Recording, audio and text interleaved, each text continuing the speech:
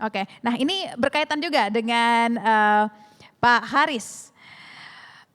Kan artinya nggak cuman pemilik tambang saja yang terdampak gitu. Artinya jasa pertambangan juga terdampak. Bagaimana melihatnya alat akhirnya di standby kan mungkin bahkan ke depannya sampai ketidakpastian ini terjawab tidak ada lagi pembelian alat berat gitu. Tidak ada lagi kerjasama dengan kontraktor. Bagaimana Anda melihatnya? Terima kasih. Yang pertama bahwa jasa kontraktor itu di batubara kira-kira 85% kita yang ngerjain. Nikel di bawah 85% tapi di atas 50%. Kalau melihat angka itu bisa jadi jasa pertambangan itu yang kena dampak paling besar. Nah sekarang kalau kita lihat angkanya, sebetulnya kalau belum melihat angka sebetulnya kita itu pengen kepastian dulu gitu. Itu yang sebetulnya jadi kunci untuk menata tambang, untuk melakukan perencanaan yang lebih bagus.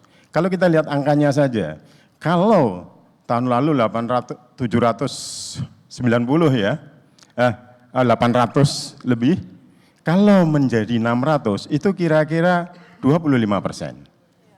Kalau 25% artinya 25% alat yang kami punya harus standby-kan. Tentu termasuk manpower-nya. Nah di kami sendiri itu ada yang inti, ada yang non-inti. Itu baru bicara yang inti. Jadi 75% alat itu kita standby-kan. Itu kalau benar 600. Tapi kalau 600 itu juga angkanya tidak pasti. Sekarang ada yang 25, ada yang 30, ada yang 40. Itu semakin menyulitkan buat kami. Katakanlah memang 600, itu artinya 25% alat sudah idle. Tentu dengan orangnya. Kalau angkanya lebih besar lagi, artinya angka itu lebih besar. Nah, kami menyikapinya gimana? Nah, terhadap karyawan itu tidak mudah. Kalau angka pasti dari awal, kita akan mengambil policy tepat. Artinya kalau 25% ya sudah kita selesaikan. Mau nggak mau yang katakan 50%, ya 50% kita selesaikan.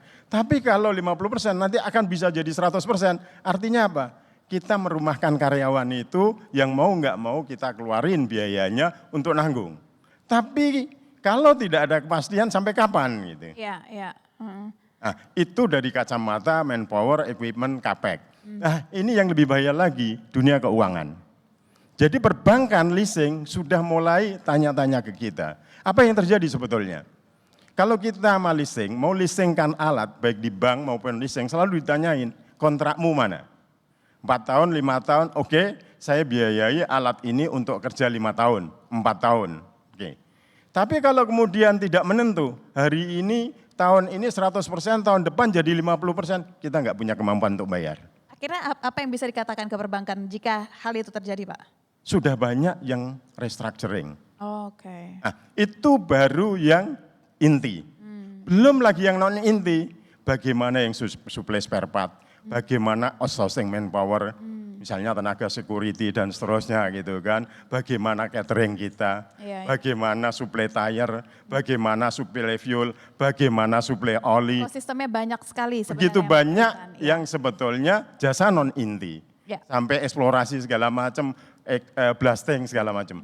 Jadi rantaiannya cukup banyak. Di kami sendiri pada posisi sekarang kira-kira 25% alat itu idle, manpower itu dirumahkan sementara. Tetapi bisa jadi itu menjadi PHK kalau sudah ada kepastian. Berarti sudah mau ke Pak Haris. Pak Haris mungkin kalau dari jasa pertambangan saya melihatnya ke solar ya Pak ya. Solar mungkin akhirnya mau tidak mau harganya naik gitu kan. Bagaimana akhirnya perusahaan menyiasatinya? Apakah sudah nyetok Pak atau gimana nih Pak perusahaan? Oke, terima kasih. Kalau kita bicara operating cost di kami, memang solar itu kira-kira range-nya 30 sampai 45% cost. Jadi itu sangat penting. Nah, sebetulnya kontraktually itu sudah di cover di dalam kontrak, ada namanya fuel price adjustment. Jadi fuelnya naik, itu kita akan dibayar customer, bu kita yang akan bayar, kira-kira gitu. Tetapi pertanyaannya, sekarang itu justru solar yang jadi concern kita adalah perubahan dari B40 ke 50. Kami salah satu yang mencoba, itu sekarang lagi di research, salah satu di perusahaan kami, itu penurunan efisiensi signifikan.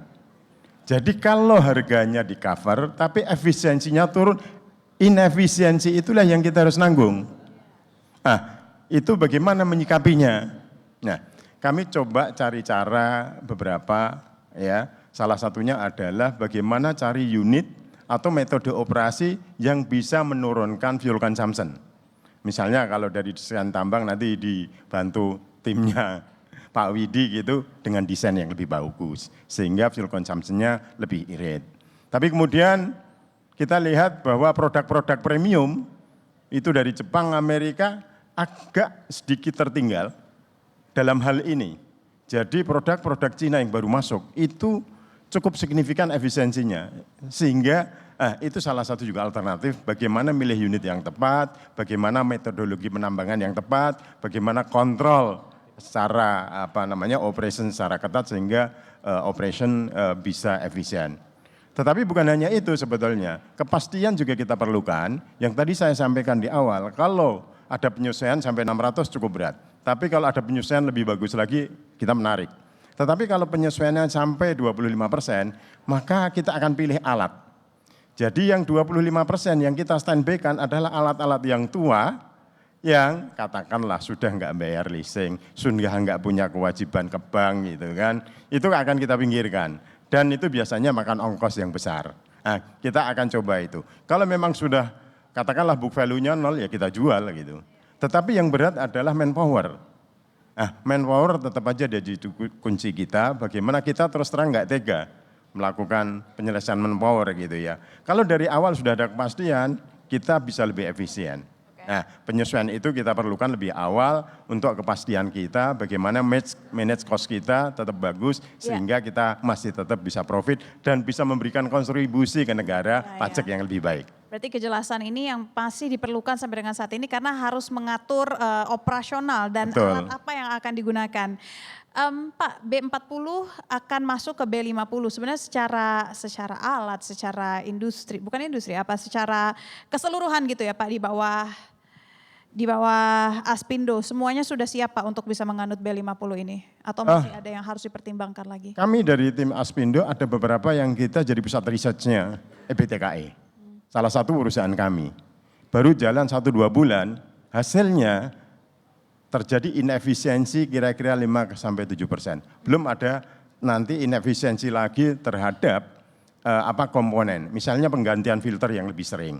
Itu cost akan keluar banyak. Kalau dari Bu Gita misalnya ditanggung, tapi inefisiensi 5-7% saya perusahaan yang tanggung, betul. Kami yang akan nanggung gitu. Nah, maka kita berharap bahwa pemerintah menunda dulu sampai keberhasilan itu terlihat. Dengan strategi apa, dengan metodologi apa, sehingga B40 ke B50 itu benar-benar proper. Ya. Saya kira gitu. Jangan